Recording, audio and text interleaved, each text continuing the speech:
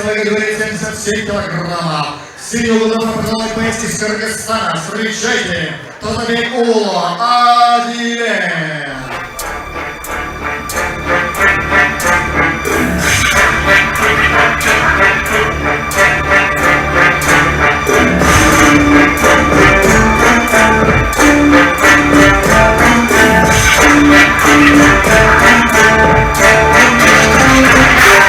Patriot gibi derken canı tek durur Alar üçün de yer kalan üçün olur Atabiyet kada çok değer Kötü parça derdi derdi Alar elinden kiriden can teri Alar çünkü gönderi madde Alar birbirine dumanlar indi Akadın boşu cana uğranda Allah'ın arası güçlü ercülü Gelek namusuna peyken geride Dire alar ercülü Çevir çünküyü Alar'ın Çıdır patriot, çıdır cımbırı Bölüm bölüm buydu, alanından biri Turanı döndürdü, ezeleden kalan Seni falan kala, çeri uçumbırı Şeri uçu, dava şimdi ercü Alanı patriot, ekicerin suyu Alfede patriot, begenine kuyu Çıdır patriot, alanın annesi Cürü, onun çiğde ercü Alanı patriot, ekicerin suyu Alfede patriot, begenine kuyu Çıdır patriot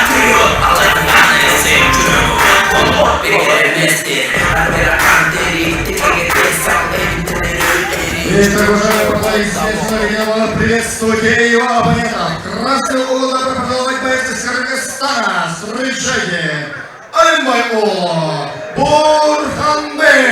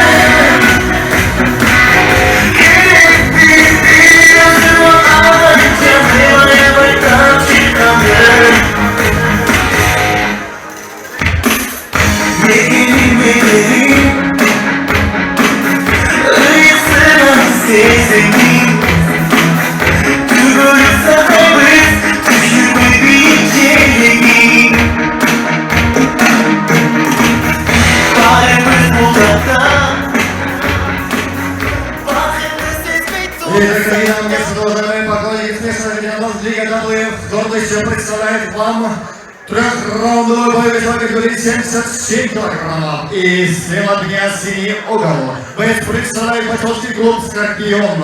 Тренируется под руководством Айдаралиева Айбека. Бойцу 24 года. Вес бойца 77 килограммов ровно. Рост бойца 1,78 сантиметров. У бойца один профессиональный бой. Ни одного поражения. Боец является кандидатом в мастера спорта по вольной борьбе. Встречайте! Тазабекулу Адиле. И справа от меня красный угол. Боец представляет бойцовский клуб «Ошмурас». Боец тренируется под руководством Нуранова Нурлана, а также Айдаралиева Айбека. Бойцу 25 лет, вес бойца 77 килограммов. Рост бойца 1,177 сантиметров. У бойца 3 профессиональных боя, из них 2 победы, 1 поражение, 0 ничьих. Боец является мастером спорта по боевому самбо. Является победителем турнира WF в городе Москва. Встречайте, Алимбайулу Бурханбек. Бойцы на середину.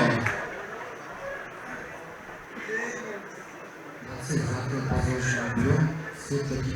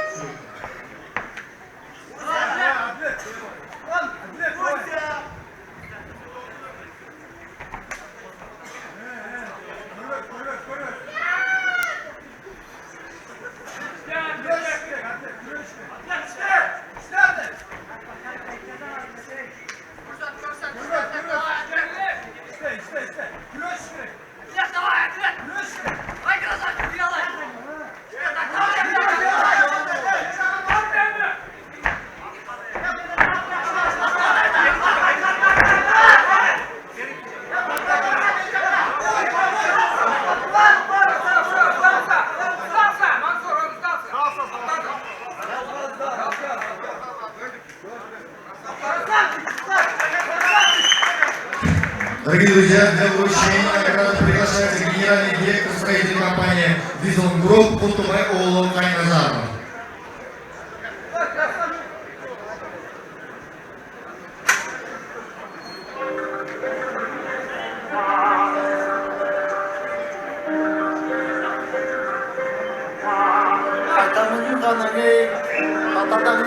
Байсен Сергеев.